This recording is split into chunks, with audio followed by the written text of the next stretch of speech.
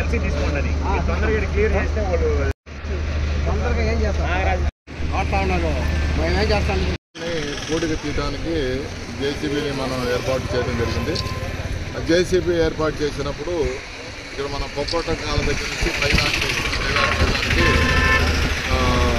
మన సిల్ట్ తీయటం జరుగుతుంది.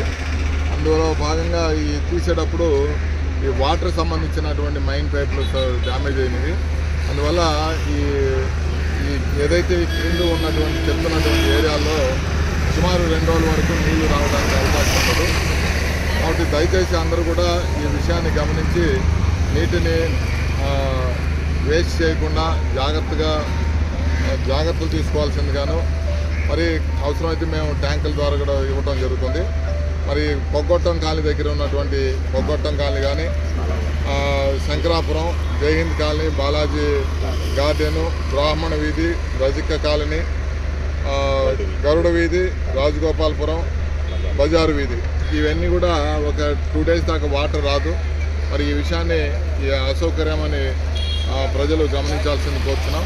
ఏదైనప్పుడు కూడా యుద్ధ ప్రాతిపదిక మీద ఈ పైప్ లైన్ కూడా మనం వెంటనే రిపేర్ చేయించి వెంటనే వాటర్ సప్లై ఇవ్వడానికి శాయశక్తుల కృషి చేయడం జరుగుతుంది.